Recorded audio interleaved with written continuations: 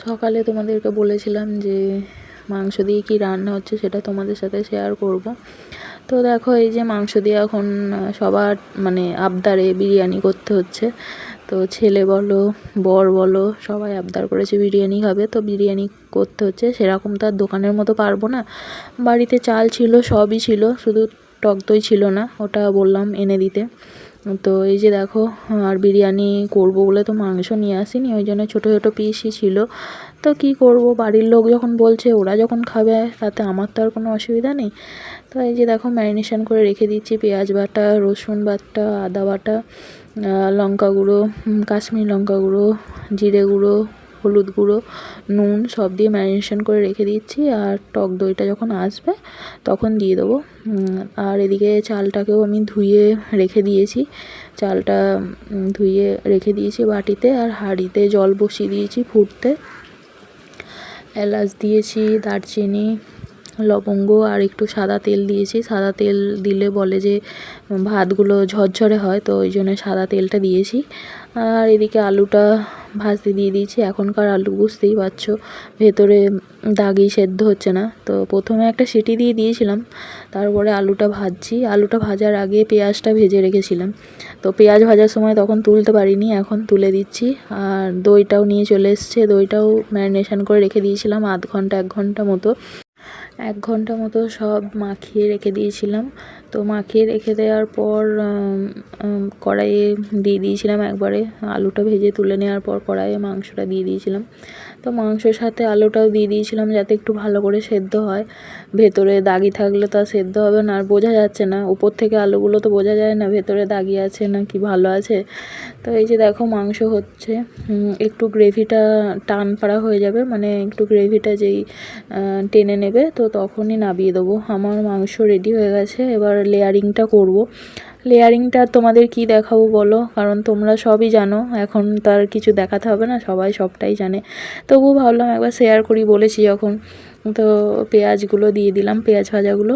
তো তারপরে মাংসটাও দিয়ে দিচ্ছি। সেরকম তো আর হয়নি দোকানের মতো, যেরকম পেরেছি সেরকমই করেছি, অত ভালো করে হয়নি গো।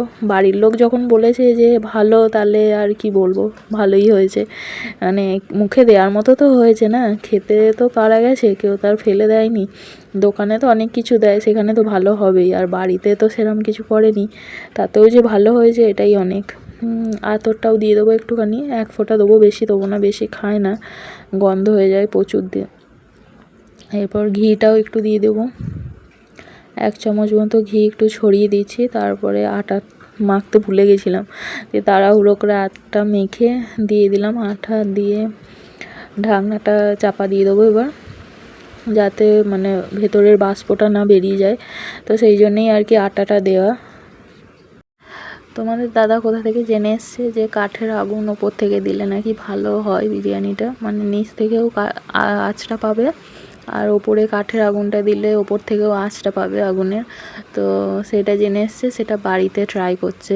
কাঠটাকে জ্বালিয়ে ওপর থেকে দিয়ে দিচ্ছে, যাতে ওপর থেকে আঁচটা ভালো করে পায়, আর নিচ থেকে তো আঁচটা পাবেই, ওপর থেকে আঁচটা পেলে নাকি আরও ভালো হয় খেতে।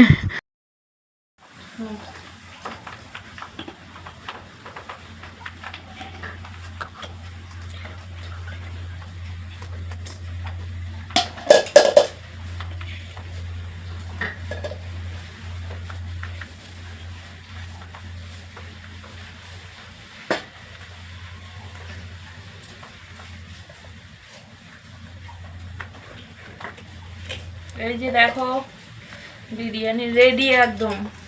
আমাদের দোকানের মতো হবে না, তবুও বাড়ির যেটুকু আর কি ভালো, যেটুকু করতে পেরেছি।